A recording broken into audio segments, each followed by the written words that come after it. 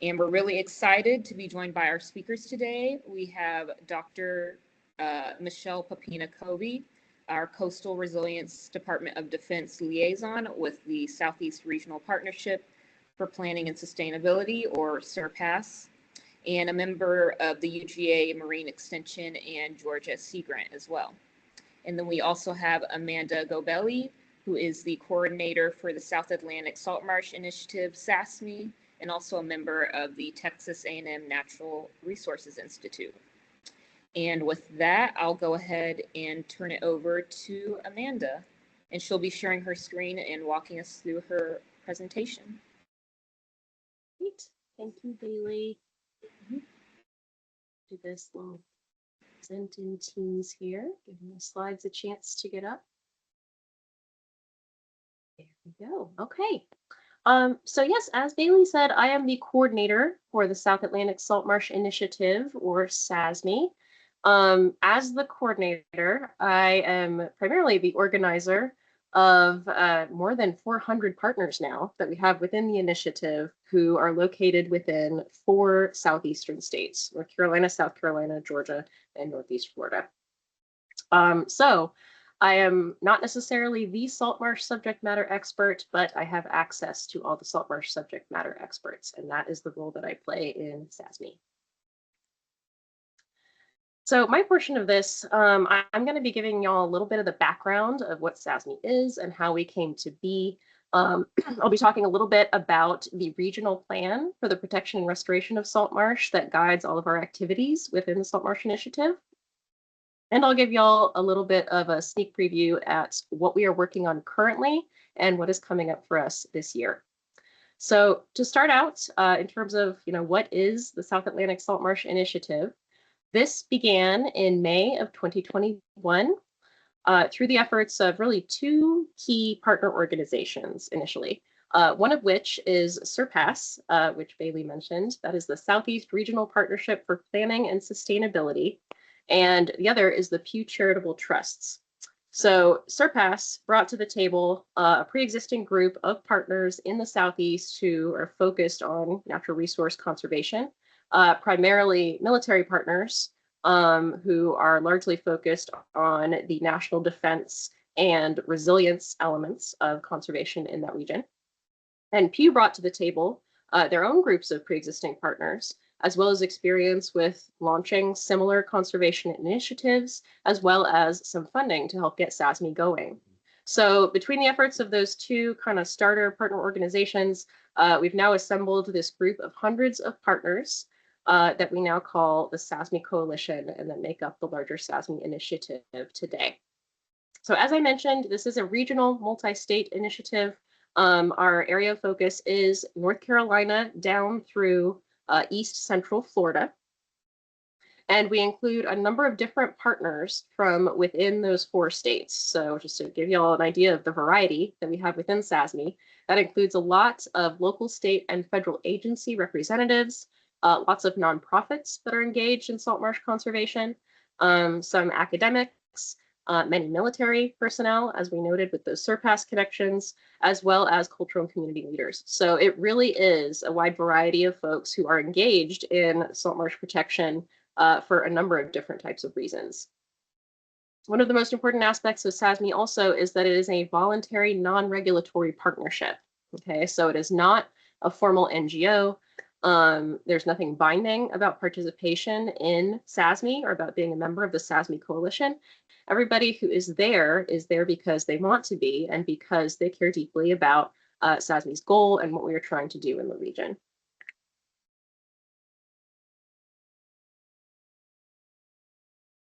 Hi. Speaking of SASMI's goal, so there is in fact a singular goal that all of our initiative members are working towards, which is to enhance the long-term abundance, health, and resilience of approximately 1 million acres of salt marshes within the South Atlantic states to ensure no overall loss of the benefits those wetlands provide to fish, wildlife, and people.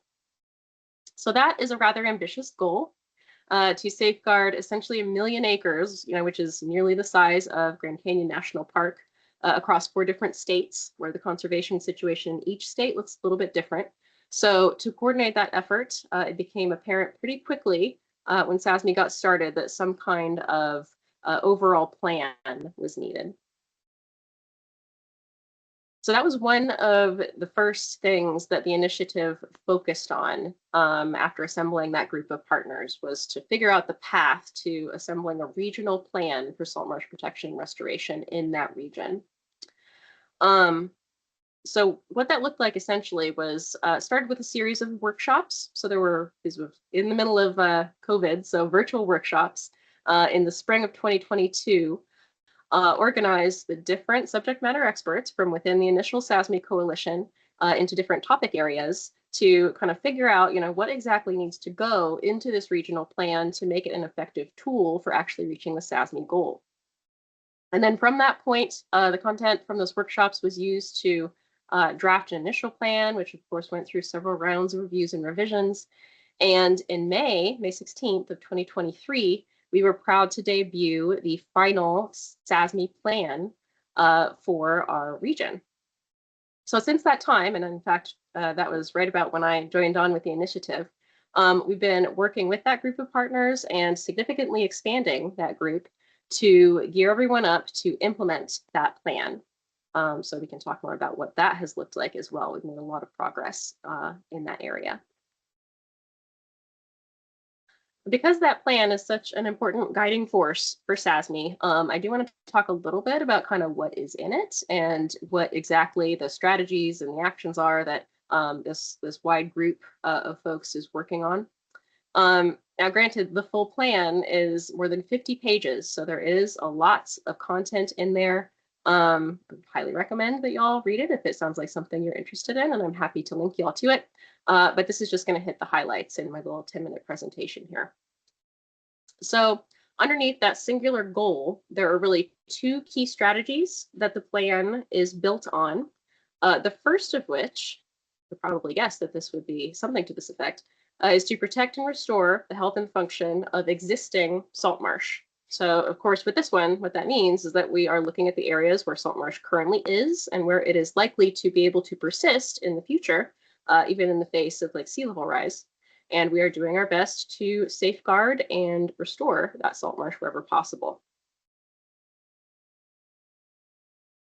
So underneath that overarching strategy, there are several kind of more specific objectives and actions that are designed to support that. Some examples of the specific actions include minimizing impacts from adjacent development. As we all know, development is a huge pressure in the Southeast in terms of, kind of squeezing the salt marsh and reducing its area between development happening on one side and sea level rise happening on the seaside. So that is one of the things that we're trying to address here. Other actions seek to support hydrologic connectivity to maintain those water flows that are so important to replenishing sediment and nutrients that are essential for the salt marsh health part of that equation. It also includes investments and advancements in monitoring, mapping, and research to protect and restore those existing salt marshes and improve their function. And it focuses heavily on the use of nature-based solutions, such as living shorelines, which is the activity that's being depicted here. These folks are constructing a living shoreline to maintain and enhance those salt marshes.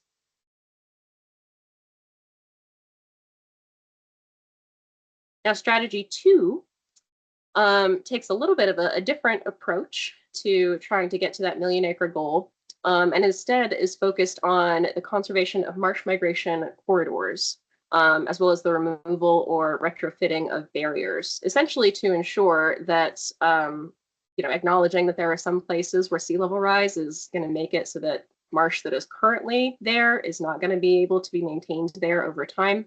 We want to do everything that we can to ensure that that marsh has somewhere that it can migrate to farther inland as those sea levels do rise. So this one is kind of taking a proactive approach to the issue of salt marsh protection.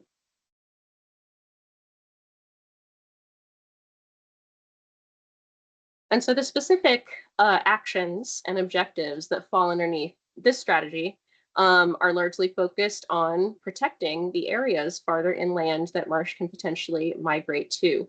So what that looks like in terms of what's being done is prioritization of like public and private investments that can be used to secure that land as areas where salt marsh will be allowed to migrate. And as that strategy alluded to, removing or avoiding hardened structures or barriers that would otherwise prevent that marsh from migrating inland over time. And what's being depicted here in this picture is one pretty cool example of a multi-partner collaborative effort to protect a large amount of potential marsh migration space. This is in Georgia, and this essentially is the result of cooperation between Georgia DNR, Open Space Institute, the Nature Conservancy, the Conservation Fund, and Naval Submarine Base Kings Bay to safeguard what I believe is more than 24,000 acres of property that can potentially service marsh migration space in the future. So just kind of showing what collaboration and cooperation can accomplish has been really cool to see. So those are the two overarching strategies within the SASMI plan. The plan also notes what we call 4 cross-cutting approaches.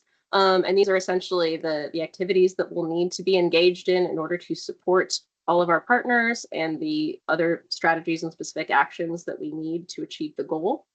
So you could probably, guess what some of these would be. But a big focus is securing funding and other resources that we need to do those actions and to keep marching forward. Another is fostering collaboration that produces durable and just outcomes for all of the groups within SASMI. We do have a strong culture and community component within our representatives in the coalition and within SASMI. And so we want to make sure that what we achieve by working together is applicable and beneficial to all of the communities that live in and around the salt marsh. Another focus for us is policy related. Of course, there are a lot of policies that affect work that's being done in and around the marsh. So we want to figure out, what the policy landscape looks like in each of our states and identify areas where we may be able to, make changes that help to facilitate our work. And then we want to encourage communication, education, and outreach that will be required to grow our list of partners, to show our progress, to show that our model is working, and to convey why what we do matters and why people should care about salt marsh and how it impacts their lives. So that is a quick overview of the plan with some of the key components that apply to our whole SASMI region. And I want to take a minute here with this slide to just kind of clarify sort of how SASMI is set up. Because I've kind of alluded to some different parts of like what the initiative looks like, but I know it can get a little bit confusing. So here's kind of a high level view. So I've mentioned the SASMI Coalition being our full group of partners. Currently, there are more than 400 members of the SASMI Coalition, and that is the broadest group. This includes all kinds of folks from like those who are leading the initiative to those who are just wanting to be kind of plugged into the information pipeline to keep tabs on what we're up to and to have chances to connect with other coalition members. Now, we also have within SASMI an organizing body called the Partnership Council, which is kind of our regionally focused organizing body. It includes about 37 seats on the council, and each seat is intended to represent one type of stakeholder that is a member of the SASMI coalition. So we have like seats for several key partner organizations, several key agencies, for like cultural community representatives, for those nonprofits that are key players. So just intended to, again, represent the whole breadth of both the geography of SASMI, so folks from all 4 states, and from the different types of people who are involved. Kind of helping to steer the ship is a relatively small group of folks called the SASMI Leadership Team. We have kind of a rotating system of leadership on that team where the chair of the Partnership Council serves there, as well as the previous chair from the last year, and the incoming chair who will be serving in that role the next year, as well as some of our peer representatives and myself. So y'all have 2 members of the leadership team on with you today. Myself and Michelle both serve there. Okay, but we also have 4, probably soon to be 5, kind of more specific working groups, like within the Partnership Council. The working groups are focused on specific topics or specific challenges that we've identified within SASMI. So currently we have groups that are focused on science and metrics, on policy, on funding, and on communications. So those might be familiar from that previous slide that I just had from the cross-cutting approaches. There's a lot of parallels with those. And then finally, we have within each of our 4 SASMI states a dedicated team of individuals that is focused on implementing the regional plan in that specific state. So we've got North Carolina, South Carolina, Georgia, and Florida State Implementation Team, or SIT. Okay, so that's kind of how we got to where we are, a little bit of our history, a little bit of our structure. Here's a really quick breakdown of what we are working on currently. So each of our state teams, each of those SITs, has for quite a while now been working on resources that we call the state roadmaps, which are designed to take that regional SASMI plan and kind of drill that down, get to a level of detail that's more specific to the state level to make it kind of actionable and implementable. Getting a view of what exactly is going on in the state, what the gaps are, what the needs are, and what the most impactful actions will be to reach that million-acre goal in that state. We're also working towards our first real progress report within SASMI that we're calling the impact report. So we are assessing like our current metrics of success, gathering some success stories, and hoping to have like a published report that we can share with folks before the end of the year. We have previously in 2023, we had a great amount of success in having a collaborative proposal awarded for the NIFLF National Coastal Resilience Fund grant. Those funds were awarded to partners throughout each of our 4 states. There were a number of sub-awardees under that grant for the purpose of identifying nature-based solutions projects. So they have largely completed that work. There's still some wrapping up to do with that, but we are now looking at advancing those efforts, hopefully, with future funding opportunities. Funding pursuits in general are something that we are considering. So in addition to grants like that, we are exploring like alternate funding mechanisms, different ways to support our partners and make sure they have the resources for the work that they need to do. We are currently looking at adding members to our partnership council. We have just recently added a few members to fill gaps that we had previously identified in meetings last year. And we'll be assessing that and figuring out who else we need to bring to the table for future meetings. We are largely focused on achieving a level of kind of national recognition for SASMI. We think we've got a pretty great thing going here, and we would like for SASMI to be recognized as like a model for collaborative conservation outside of our 4-state region. And finally, as always, we are growing our coalition. And in fact, we added many members to our coalition through a virtual workshop that Michelle will show more about with y'all here in just a minute. But we're also hoping that the release of these new like resources and other things will encourage more folks to jump on board with us. We are always happy to add new members. And in fact, if anybody on here wants to learn more or is interested in joining the coalition, I am more than happy to share more info about that with y'all as well. So that's what I've got. I'll encourage y'all to march forward, and I will go ahead and pass it off to Michelle.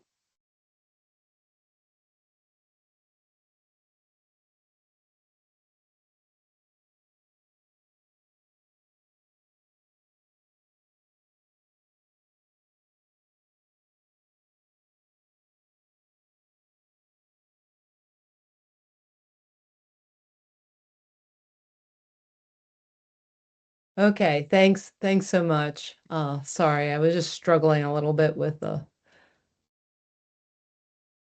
sharing here. So how's that look? Looks good to me. Okay.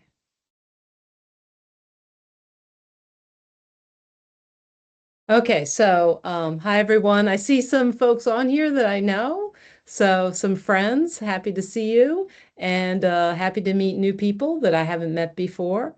Um, so I'm Michelle Covey. I'm the Coastal Resilience DoD liaison. I work through a liaison partnership between the NOAA National Sea Grant Office and the Department of War REPI program. So I'll tell you a little bit about that first. There are several programs in the Department of War that provide support for off-installation resilience projects. Among these are two programs, and I work most closely with the REPI program that is focused on supporting cost-sharing agreements that avoid land use conflicts, reduce environmental restrictions, and increase installation resilience. They focus primarily on natural resources types of projects and also do nature-based solutions types of projects. The other program in the Department of War that supports off-installation resilience projects, so those are projects in the community, is the Office of the Local Defense Community Cooperation. And they support typically regional governments or state governments that want to have some technical or financial assistance to do typically more like planning projects. So those are both ways that the Department of War is supporting off installation type of resilience projects. And we've been working with both of them rather closely. REPI supports, as Amanda talked about, REPI supports this group called SURPASS. And SURPASS is a 6-state partnership. It's been around for a little bit more than 20 years now, and it's primarily focusing on trying to find sort of shared space, shared missions or shared objectives between the national defense, natural resources, but also working lands and communities in the Southeast. So in a lot of what SURPASS has done historically has been in the natural resource area and particularly in forestry. And one of the things that starting about 2019 that they started looking at especially was the coastal installations and some of the sort of special challenges that coastal installations have. And so SURPASS started this Coastal Resilience and Regional Adaptation Work Group. And I was actually hired in when this opportunity to do a federal partnership came up. That came up about 6 years ago, and I was hired in now about over almost like 5 years ago now. Wow, it just seems like it was a long time. To actually lead this work group. So it was a new partnership at that time. So I keep this graphic. But the idea here is to build capacities in resilience planning and action and share resources about coastal resilience. I know some of the folks, I saw at least a couple of people on here that are part of our coastal resilience and regional adaptation work group. It's a group that meets, about once a month and talks about a whole variety of things, but with a military focus. So one of the things, of course, is supporting the implementation and evaluation of nature-based solutions for resilience projects. And so this is some of what that conversation that Amanda was talking about earlier came up about what if this group actually worked with another group and came up with this SASMI idea. So that actually came out of this work group a little bit before I started with the group. But when Amanda was showing her slides and showing that path, I didn't realize it's almost exactly 5 years since we had that first workshop. That was said, I think it was March 28th that we had that virtual workshop to start SASMI. So that was pretty exciting to see that. Okay. So this workshop, though, was much more recent. This was just a few months ago, back in December 3rd. We did this State of the South Atlantic Salt Marsh virtual workshop. And this was a workshop that we tried to get funding for from Sea Grant, but in 2025, they didn't fund any workshops. So we decided we're going to do it anyway.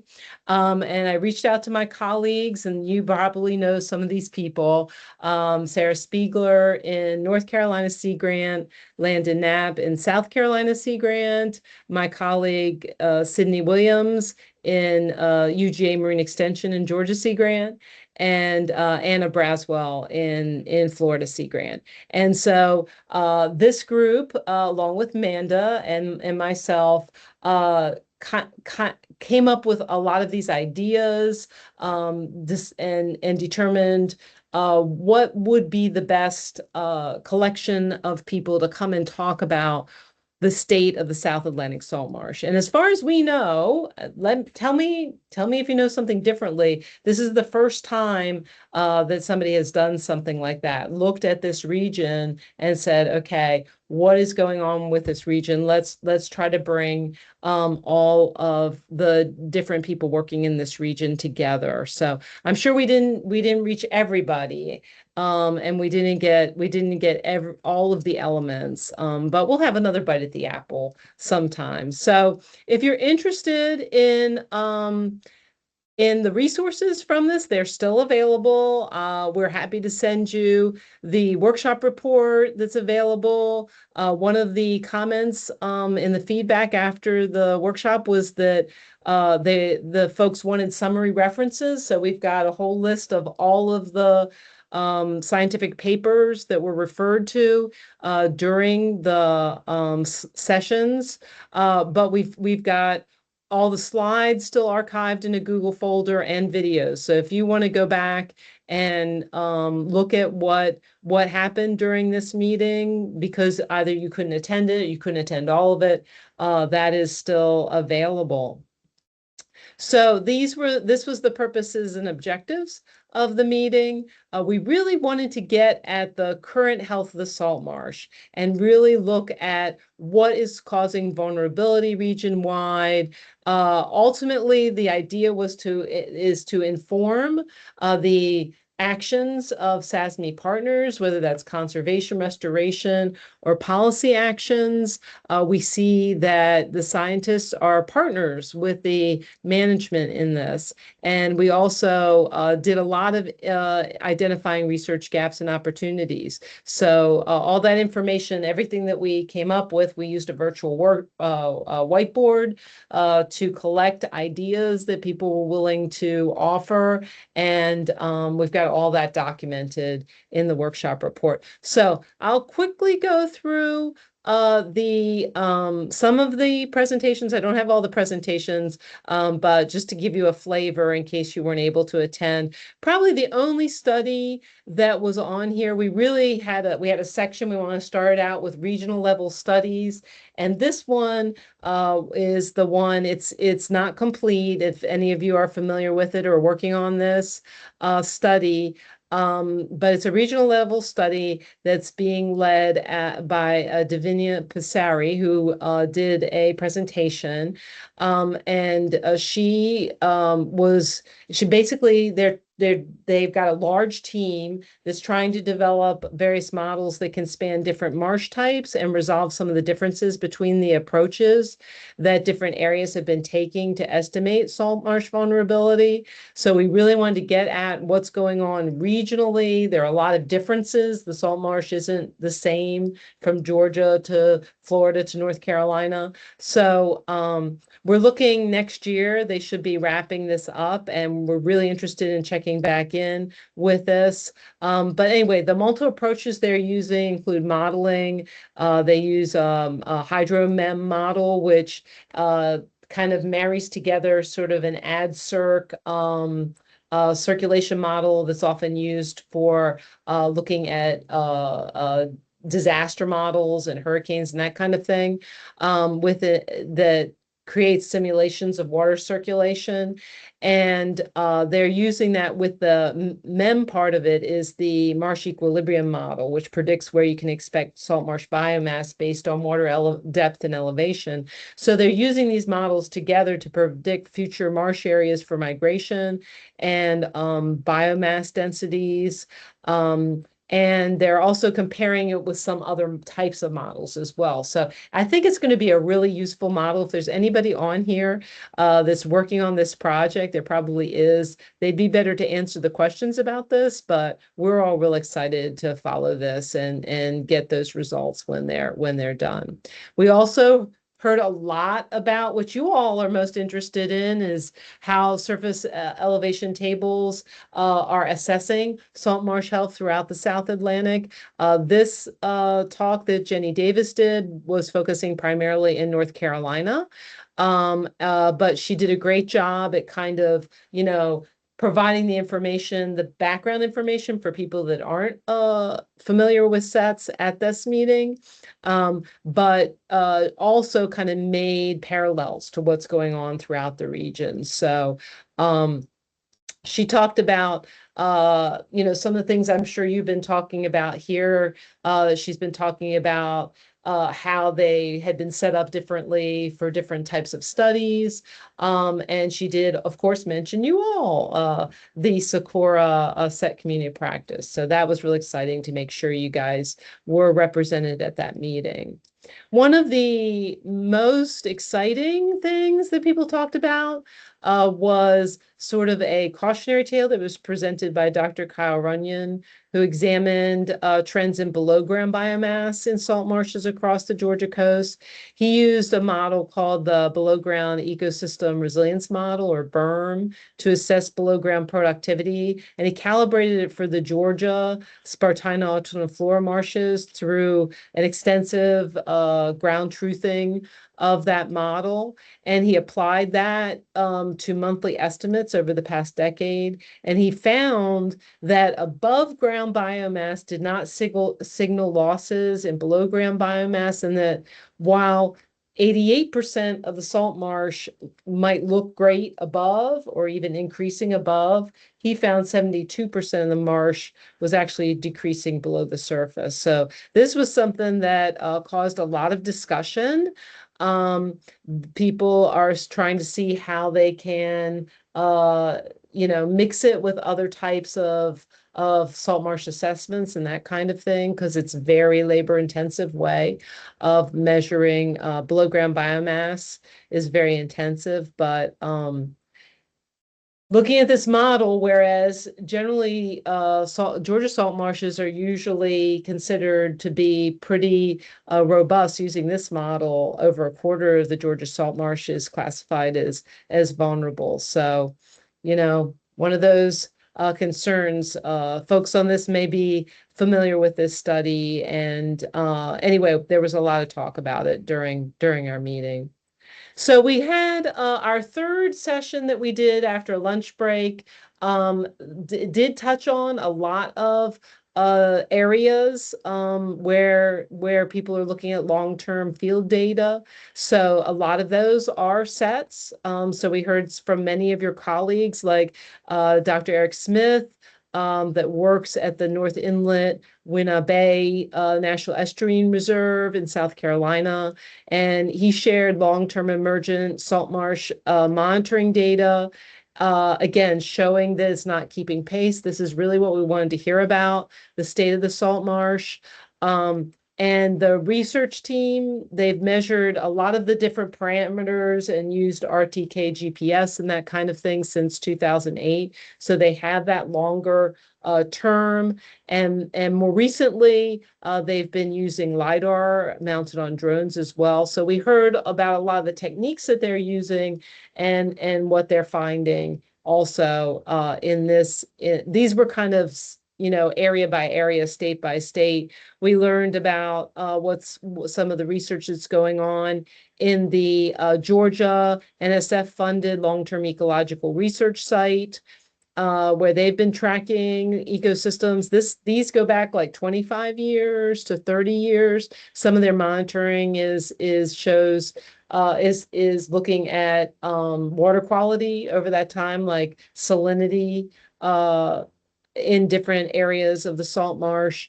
And so some of what they talked about, Mayor Albert was on there, and what she talked about was the role of drought and how that's playing such a huge role right now. We're in drought all along the Georgia coast, and there has been increases in salt marsh, particularly in unvegetated areas, and attributed this to sea level rise.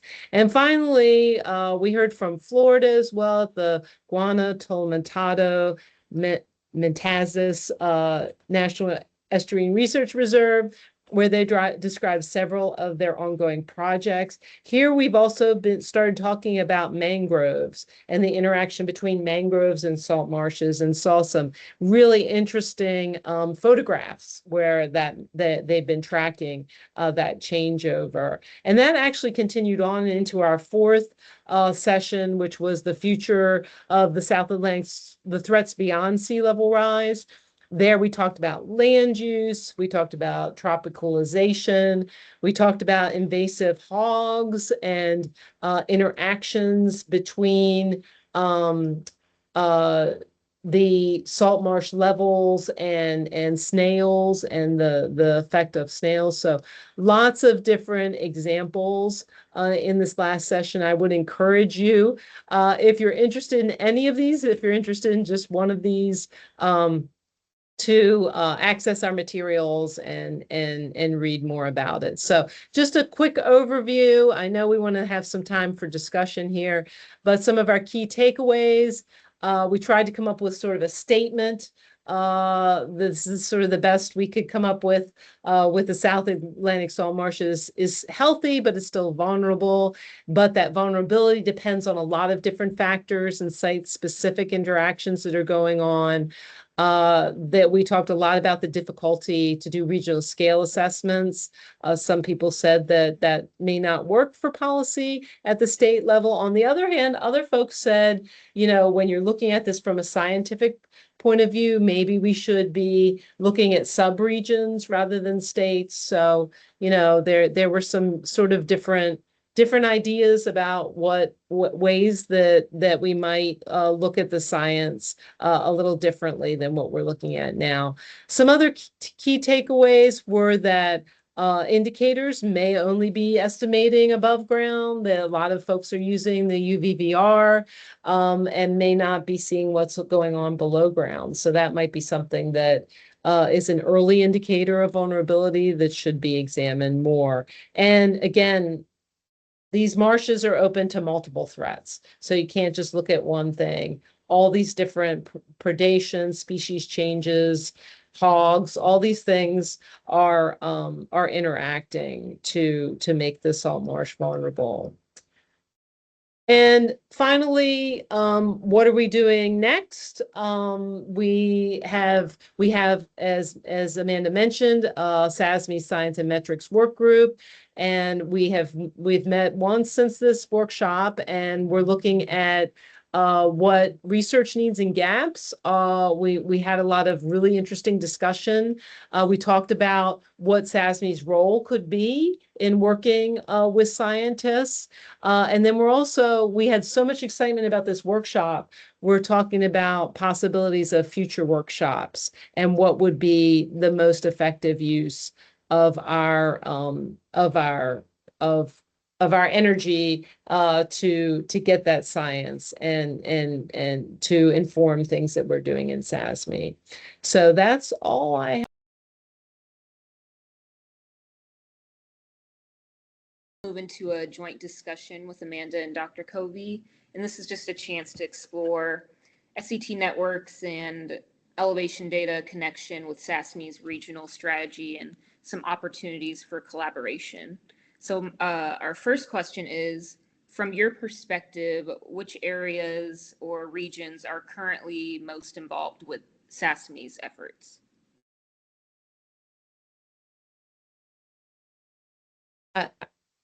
And maybe Amanda does kind of have an idea. I don't know, have you ever mapped like where our coalition is? Um, I feel like we should probably get a more specific map. I mean, in general terms, it's the coastal areas through that four-state geography down through the middle of Florida. Brevard County, Florida is kind of where we have the cutoff there. Um, I guess in more general terms, like kind of, the types of stakeholders that are involved, it's a lot of the coastal communities specifically. Um, we'll say like in terms of like our cultural engagement, like the Gullah Geechee are very directly involved, like they're members on the partnership council. And so like their communities throughout that four-state region are areas of focus for us. With the military connections, so the key military installations that are on the coasts within those four states are also major partners, as well as the landscapes around the military installations. Those are also large areas of focus for some of our conservation efforts. And then we also have like some like private landowner involvement as well for folks that are living in and around the marsh. So I think like part of our current efforts are like generating more detailed mapping initiatives within each of those four states, like seeing exactly like where the marsh is and where the marsh migration spaces are. So that might be the thing that will give us like the more detailed map. But in general, those are the types of areas that are represented within the coalition.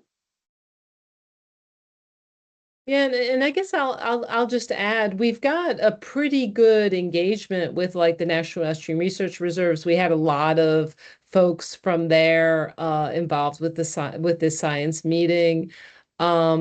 I think there's a pretty good coverage of the areas, but again, yeah, the opportunities, particularly to do conservation of marsh migration corridors, may be in areas that are a little bit less densely populated, so maybe not the urban areas as much. Although there's some great work going on in urban areas that's really interesting, but I'd say in terms of that, that opportunity, um, it may be in maybe a little bit less densely populated areas. That makes sense, yeah. And kind of a last warm-up question, how can SET networks and practitioners better support marsh mitigation restoration and those long-term resilience planning and efforts like living shorelines or sediment placement?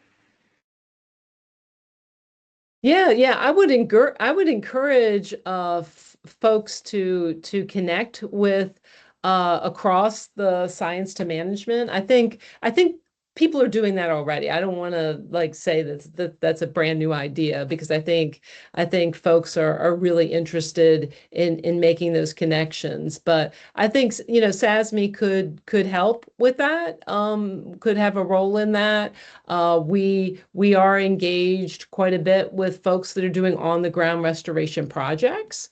And so making those connections and organizing those ideas, I think would be something that we could definitely talk about.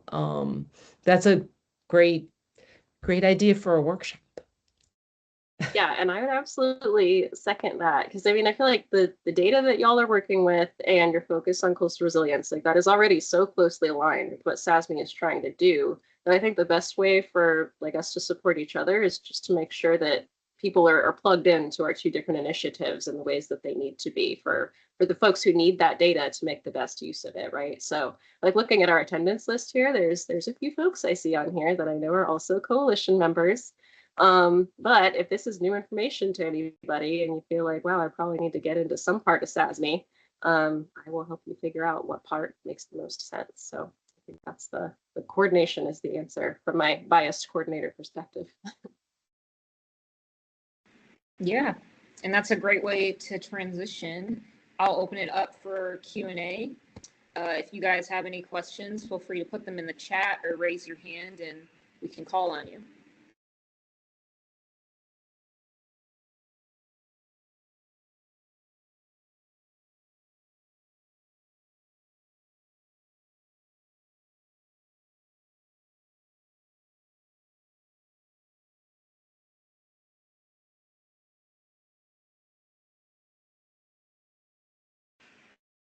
See, we have Christopher Smith in the chat.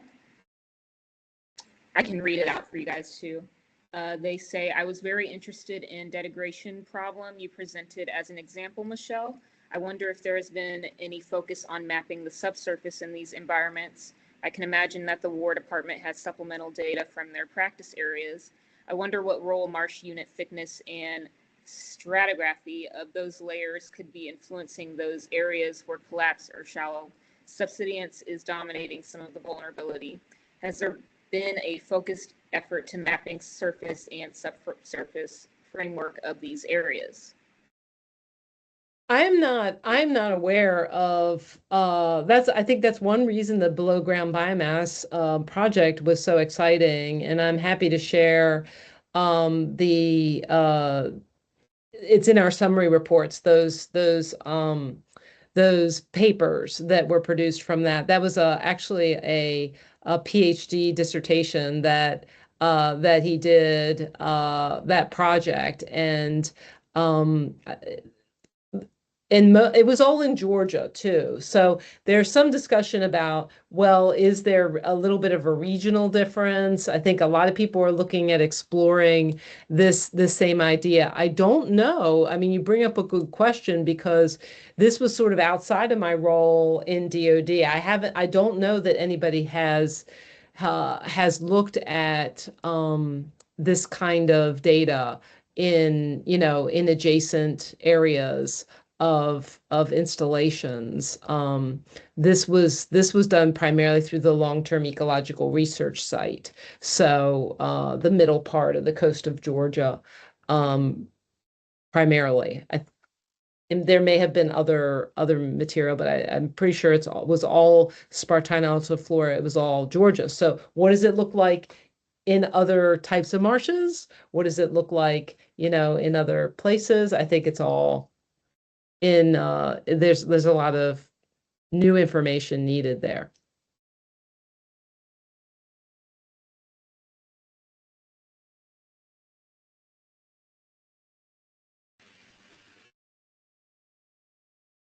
Also, feel free to just shout out your questions, because we have a small enough group here.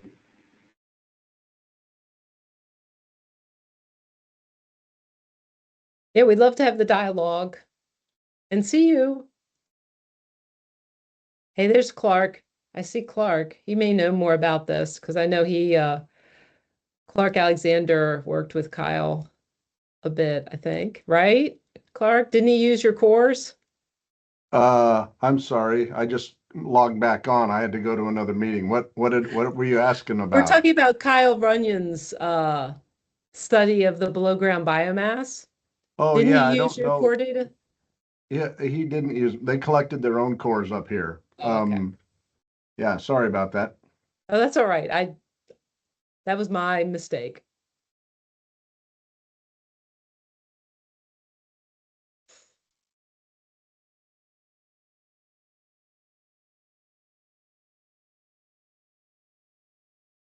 That's a question for you, Bailey. Joy has. Yes, Joy asks, are the SCT stations mapped on SECOORA data portal? Actually, yeah, I'm sorry. That is a question for us. I think Dr. Goldberg, you may be able to answer that. I know Riley was working on that portion.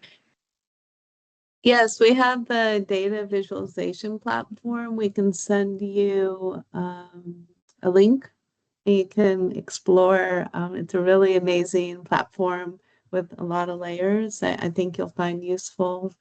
On that note, if everyone could just submit in the chat their email address, and then we could share out the information and any slides that the speakers would like to share, or links that we can get to that information that we're so greedy to have our hands on. Yeah, I'm happy to share the Google, if folks want that Google folder that has all the stuff for the science meeting. I can put it in the chat. That's perfect. Yeah. Uh, Oh, Lynn, you made it. Great. Thanks. Mhm.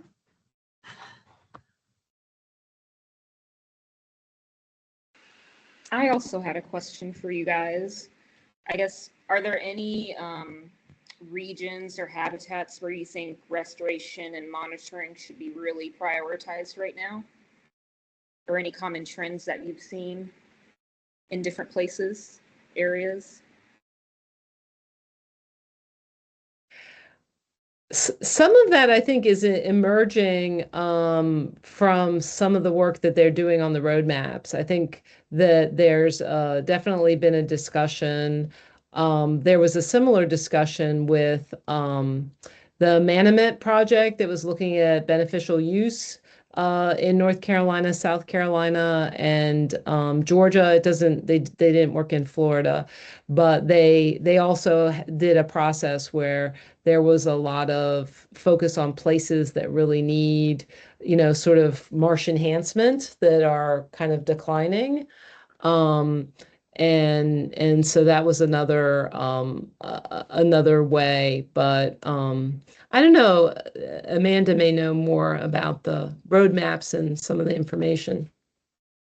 Yeah, I will just say it is a very like state specific thing, and even like within a state, like a very regionally specific thing, which is part of the reason why we do need the roadmaps, is to identify like the areas that should be prioritized and that do need to be focused on and that are feasible to, protect, like either through like land acquisition methods, like if it's a marsh migration corridor, or through like restoration or other protection methods if it's a marsh. So yeah, just like getting a kind of an inventory of the areas that we want to focus on and some of the resources that are there that need to be prioritized and protected is part of what the roadmaps are trying to do.